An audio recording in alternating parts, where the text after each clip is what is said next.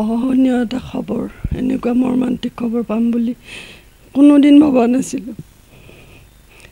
কালি আহিছে আমাৰ ঘৰলৈ, আমাৰ পৰা বিদায় লৈ গৈছে যে কালি ৰাতিপুৱা 3টাতে যাম, এতিয়া পাতি দৰঙত যাম শহুৰৰ ঘৰত, তাৰ পৰা ৰাতিপুৱা 3টাতে যাম।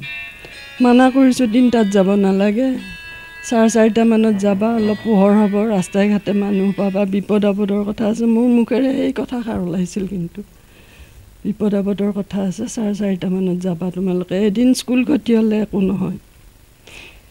এনেকৈ বাৰু চাওঁ বুলি কৈ গৈছে। আমি সিহঁতৰ পিছে পিছে গৈছোঁ, আমাক গেটখনৰ পাৰ হ'ব দিয়া নাই। আকৌ গেটখন বন্ধ কৰি দিছে, দি সিহঁত ওলাই গৈছে, আকৌ সোমাই আহিছে, কৈছে আজি এটা কথা পাহৰিলোঁ, তহঁতক সেৱা কৰা নহ'ল।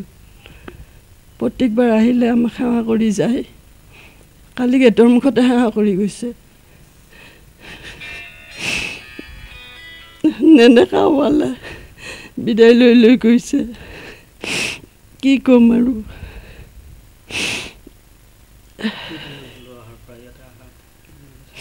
শনিবাৰে আহিছে, আহি তাতে অৰ্ধনাৰীশ্বৰ মন্দিৰত পূজা পাতিছে কাৰণে তাতে শহুৰৰ ঘৰত আছে। দেওবাৰে পূজা পাতিলে, কি সুন্দৰ পূজা। আমি গৈছোঁ, আমিও মানে সেই পূজাৰ পৰা আমিও যেন শক্তি পাইছোঁ, এনেকুৱা অনুভৱ হৈছে। এনেকুৱা সুন্দৰ পূজা পাতিছে। তাৰ ফল এয়া পুণ্যাত্মা হিচাপে পালে সিহঁতে, কিন্তু দুখৰ পূজা আমাক দি থৈ গ'ল জীৱনটোৰ কাৰণে।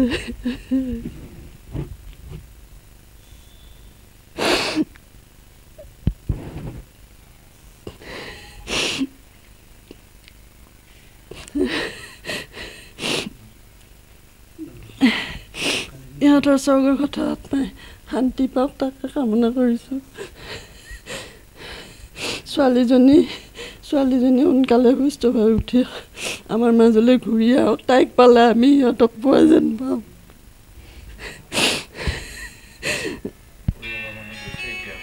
গৈছে আমাৰ ল'ৰাই গৈছে, জীৱেন্দ্ৰ ভাইটি গৈছে, ছোৱালী গৈছে, গাঁৱৰ মানুহো গৈছে।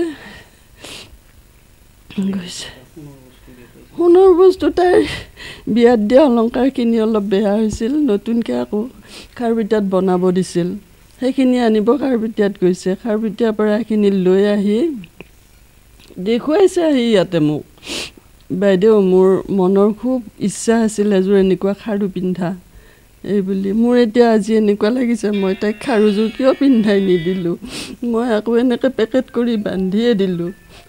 তাই পিন্ধা নহ'ল সেই খাৰু, নতুনকৈ বনাই আনিছে। তাইৰ বোলে বৰ ইচ্ছা আছিল। আঙুঠিটো বেয়া হৈছিল, আঙুঠিটো ভাল কৰিছে।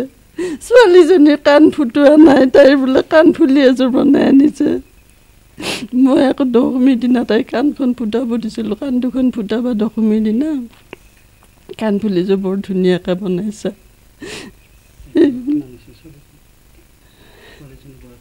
তাই 10 বছৰ চলি আছে এতিয়া, এপ্ৰিলৰ 1 তাৰিখে জন্ম। 3 নম্বৰ মোৰ তলত গজেন্দ্ৰ মোহন দেৱশৰ্মা, বিয়াও সি লেটলি হৈছে, এজনী ছোৱালী আছে। সি তাৰমানে অৱসৰ পোৱাৰ পিছত মোক ক'লে, দাদা শেষ বয়সত অকণমান 4 ধাম ঘূৰি আহোঁ। আহিল ধুনীয়াকৈ, আহি পাতি দৰঙৰ পৰাই সি বিয়া কৰাইছে।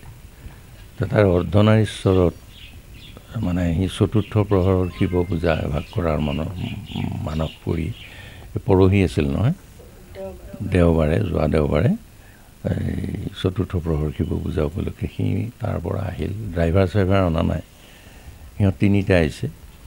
আহি বজাৰ সমাৰ হাবি যাবি, এনেও সি দুৰ্বল, টোপনি ক্ষতি, উপবাস এইবিলাক কৰি আমাকো মাতিছিল, আমি গ'লোঁ। গৈ সি মোক মানে কৈছে, দাদা অৰ্ধনাৰীশ্বৰ পাতি দৰং, তাতে মিছেছৰ ঘৰ, মন্দিৰ পাতি দৰং। তাৰপিছতে পূজা চূজা হ'ল, আমি গুচি আহিলোঁ। কৈছে হে এযোৰ সিমান মানস কৰা হাঁহ বগা ৰঙৰ ৰাজহাঁহ একযোৰ দিছে পুখুৰীত আৰু সৰু পঠা ছাগলী এটা দিছে আৰু পাৰ এযোৰ ডাঙৰ পূজা এৰি দিছে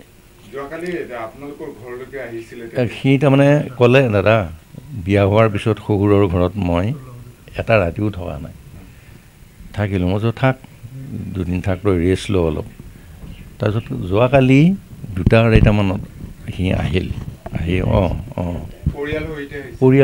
পৰিয়াল নহয় ছোৱালীজনী তাতে থাকিল তেওঁলোকক কৈছে তোমালোকে ভাত চাত বনোৱা মই দাদাহঁতক মাত দি এই আহোঁ ভাত পানী খাই আমি গুচি যাম মই তই ক'ত যাবি ৰহা এই ৰাতি এই ছোৱালী পৰিয়ালটো লৈ ৰাতি যাব নালাগে পুৱা যাবি হয় নেকি তেতিয়াহ'লে ঘৈণীয়েকক কৈছে 2টা বজাতে মোক জগাই দিব লাগিব ইমান দূৰ যাম অলপ কষ্ট হ'ব কিন্তু তই অলপ ৰেষ্ট লৈ যাব পাৰিবি দিনত ৰাতিৰ কথাটো ভয় লগা গতিকে সেই কথাটো মানি আজি ৰাতিপুৱা 3:30 বজাত সি পাতি দৰঙৰ পৰা ৰহালৈ যাত্ৰা কৰিছে ইফালে ছোৱালীৰ স্কুল আছে 7 বজাত সেনেকৈ বোধ কৰোঁ তাৰ টোপনি আহিল নেকি এনেও দুৰ্বল সি বিশেষ কাম মানে ছোৱালীৰ স্কুল 7 বজাত পাব লাগিব 2 দিন ক্ষতি হ'ল ৰহা কলেজৰ সি জিঅ'গ্ৰাফী বিভাগত আছিল তাৰপিছত ৰিটায়াৰ্ড হ'ল এটা 65 মান হ'ল নেকি গাড়ী আগৰ পৰাই চলায় গাড়ী ঠিকে চলায় এই আৰু এতিয়া ফোন আহি আছে কৈছে এনে ঘটনা মানুহকেইজন ভালে আছেনে আমি এতিয়া বিশেষ গম পোৱা নাই এনেকৈ কৈ আছে পিছত গম পালোঁ ফেচবুকত পাইছে বোলে এই 2টা ঢুকাইছে ছোৱালীজনী আছে যদিও গুৰুতৰভাৱে তাই আহত হৈ আছে GMCত আছে পাৰ্মানেণ্টলি কৰা নাই আহিল হয় সিহঁতি ইয়াতে ভাড়াঘৰত আছিলে আপুনি বিচৰা বাতৰি পাব কেৱল নিউজ 18 এপত নিউজ 18 এপ ডাউনলোড কৰিবলৈ স্ক্যান কৰক এই QR কোড গুগল প্লে ষ্টৰতো পাব এই নিউজ 18 এপ